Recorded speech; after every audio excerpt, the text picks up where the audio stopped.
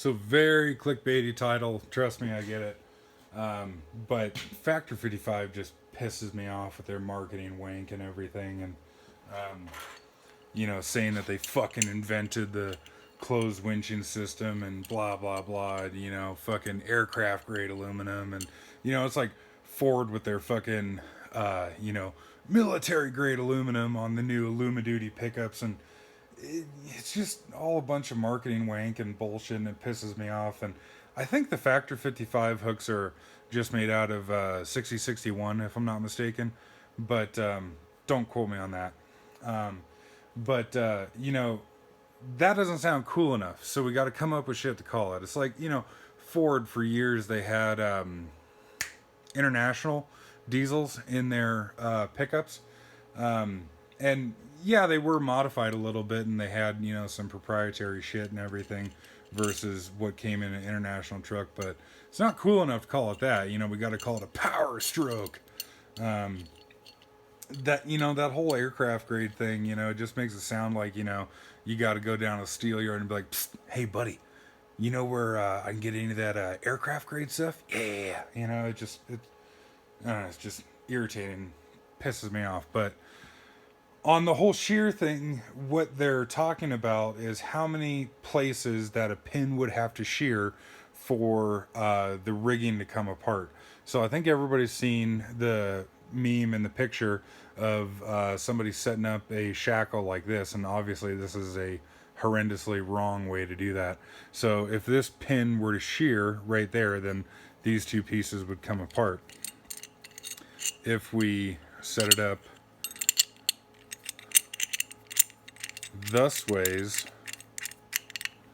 then it would have to shear in two locations for these two to be able to just pull apart. Granted, if it sheared or broke right there, then the threads would stay in the bow and the pin could come out. So obviously double shear is better and stronger, but hey, you know what else is double shear? The piece of shit hook that just about every winch since the dawn of time has come out with. Granted, there are a lot of copies of the Factor 55 shit nowadays, but for years and years, it didn't matter if you spent, 1,000, 1,500 bucks with Warren, you'd still get something like this here. And these are absolute dog shit. I hate these little sheet metal latches here. And Factor 55 is right. More often than not, you'll see these things broken and, bent off to the side or whatever. And then, something can just fall out of here. But look at this. Oh my God. If we put a rope through here like so, then it would have to break in 1-2 locations. Oh my God. So no sense in spending 400 bucks on their Fat Link or whatever to get the fucking double shear. You can get it right there, So what's better than that? If double shear is good, then holy shit, if somebody could invent a quadruple shear, then that would just be twice more better, right? Well, holy shit, what do we got here? We got just some off the shelf stuff from your local rigging shop, but look at that, normal self-locking hook here. And what do you know? 1, 2, 3, 4. Holy fuck, boys. Now we're rolling with the big shots now, huh? God damn. And if that's too much crap for you, oh my God, look at what the fuck we have here. We have a self-locking hook with a built-in half link. Holy fuck. Ain't that something? Son of a bitch. And so the other thing, like I said, Factor 55 harps on about is that they invented the closed winching system, which is just a bunch of bullshit. But if you have a hook like so, which one of these becomes, inevitably when this bullshit latch breaks, then you end up with something like this. And if you had that in a shackle, then obviously it could just, fall right out if it, got if there was slack in the line or whatever. So obviously you don't want this, right? Just a, open deal like that. But these self-locking hooks lock in the closed position. Of course, there's a little bit of play there, but that's to be expected. But it's got a latch on the backside here. You have to lift the latch and then open them up. And then holy fuck, what do we have here? Oh my god. It's a closed winching system with a quadruple shear pin. Holy fucking A, boys. God damn. So, I mean, that's got to be like twice as good as Factor 55, right? And this is a 5/16 size self-locking hook here, made by Yoke. And of course, there's, you know, a shitload of different manufacturers out there of these things. This is a 5/16 one of the smallest ones that they make. You can get these things, you know, that are, you know, just absolutely fucking massive. This one here is rated for overhead lifting of like in the neighborhood of 5,000 pounds. But you can get these in way the fuck higher ratings and way bigger hooks. Of course, like I said, pros and cons, trade-offs to everything. One thing that is cool with the Factor 55, and we'll give them credit for, is their hooks. Not that they look anything like this, but their hooks have rubber protecting strips on the side of them so that you can suck them up tight against the fairlead and not damage the fairlead. This hook here you can suck up tight as well, but of course there's nothing to protect anything on there, so it'll tear up the fairlead. And they, you know, Factor 55 does at least recognize that the 3/4 shackles are like the industry standard as far as sizing goes, and so their fat link, or whatever the shit they call it, will hook over a 3/4 inch shackle, but fucking barely. Like, there's just barely enough room to do that. Again, like I said, this is a 5/16 and a really fucking cute hook as far as these things go. And you can see that there is a ton of room left there. You could, you know, damn near get 2 of these things in there. And then, of course, locks in place. This guy here is, I think, 1.25 inches. It's all beat up and old and everything, so. Right there. Looks like 1.25 inches. But it says 12 ton. And this 5/16 hook will just, well, there you go. Just barely fit over that. And, of course, these shackles come in all sorts of different sizes. That's a pretty cute shackle as far as rigging shit goes. You can get shackles that are like 3 feet off the ground. And then the other product that Factor 55 has is, and I don't know what they call it, but it's like a ring terminal on the end of the winch rope. And so it basically would look, you know, something like so, but of course aluminum and all sorts of fancy shit. And, you know, I really think that that company exists just for the, you know, Pavement Princess Jeep community, so people can sit around and, you know, brag about how much money they spend on those damn things, and, you know, jerk each other off on the weekend while they polish their Jeeps and all that kind of stuff. And, you know, again, send me your hate mail. Let me know how much it pissed you off. But, yeah, so that one deal where it's designed just to take a 3/4 inch shackle on the end of it, so it'd be like so. You know, I like, what the fuck does that do other than, you know, that this doesn't right here. Granted, this one won't fit a 3/4 inch shackle, but you could just get a bigger thimble on there and do the same damn thing, and for way fucking less money. I don't know what material this is. It's bronze colored anyways, but I would assume that there has to be some other metals and, you know, different type of alloy, because these things are strong as fuck. I've never managed to damage one of these things, and I've, you know, put them through hell. These 5/16 half lengths will just barely fit through this size here. It says for 1 1/8, 1 1/4 plastic rope. This is only a 3/8 rope. And all this shit I get at my local rigging supply. This rope spliced by them is spliced that far back. I forget what they charge me to do it. I think it's like 15 bucks or something. And I just have my local rigging shop do it. It's well worth it for that price.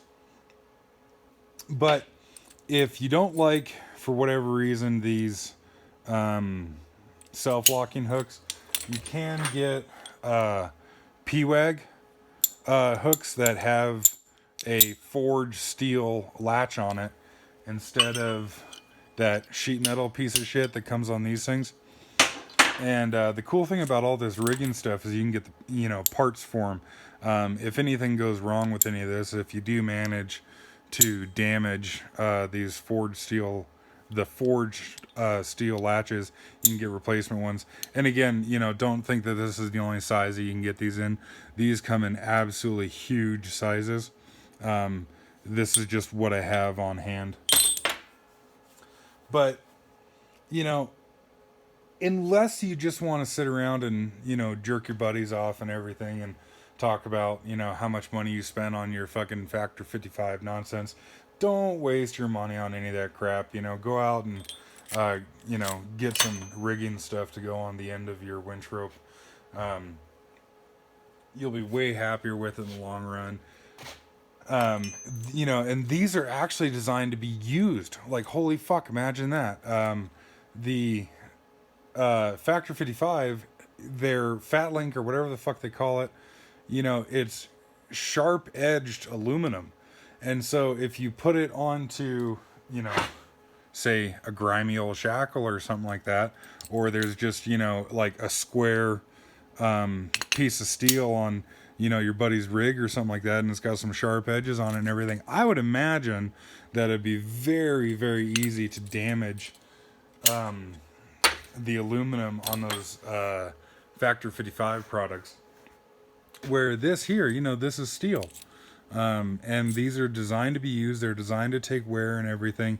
And the cool thing about rigging stuff is that they're designed to stretch before they fail, before they break. And so granted, there's a little bit of play right here, but if you were to overload this hook, you would see this area here start to open up before it just fucks right off on you. The cheap shitty stuff like this, I've personally seen these things give absolutely no warning whatsoever, and they'll just, break like right here or something and just fly apart. So, don't screw around with any of that shit. If you are worried about looks and everything, I personally think that all this rigging shit looks pretty cool. This right here is P-Wag, or however you're supposed to pronounce it, because they're out of Sweden, I think. This one here is Yoke. These here are Gunnebo, which is also out of Sweden, and again, I'm probably butchering how you pronounce that there. These hooks, these individual hooks are obviously a swivel hook, but they have a bronze or brass or whatever bushing inside of here as opposed to a bearing. And so even if you, with your body strength pull on these as hard as you can, they still swivel. But once you start putting more load on it, then they'll lock up and they won't swivel anymore. Which is actually good. I did have a ball bearing swivel hook on the end of my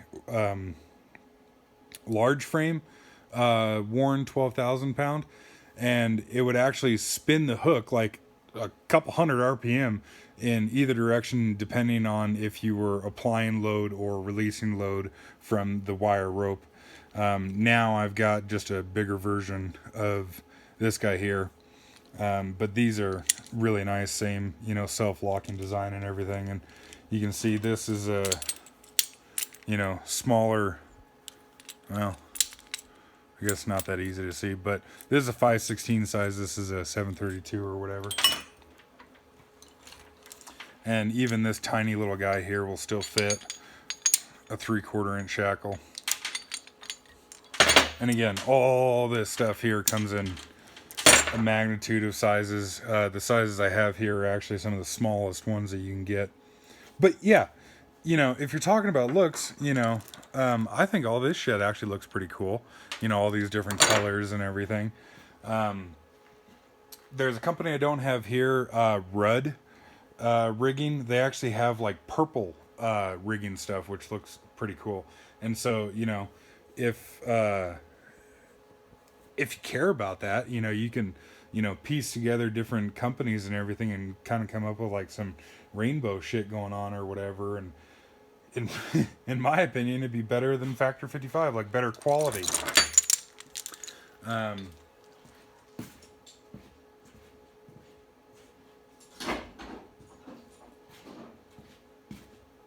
But like I said, you know, pros and cons, trade-offs to everything. Totally get it. My personal go-to is the synthetic rope with whatever material this thimble is, and then a 5/16 self-locking hook on the end of it. I have yet to be able to damage or stretch one of these 5/16 self-locking hooks on the end of my winches anyways. My local rigging company is more than happy to work with private individuals. Depending on your local rigging company, they might not want to deal with private individuals and only do commercial accounts. But there are a lot of places online that you can buy this shit. Tulsa Chain out of Tulsa, Oklahoma is a rigging company that will sell online. And so you can browse through their website and check prices on all this kind of stuff. I forget if I mentioned it already in this video. This hook, I think I paid in the neighborhood of $80 for, or something like that. The Factor 55 hooks are like $400 last I checked, something like that. It's just outrageous. So you can, you know, get one of these, which I would make the argument is better than a Factor 55 hook, and a bunch of other, you know, good quality Crosby American-made shackles and all that kind of stuff for the same price of one fucking piece of shit from Factor 55.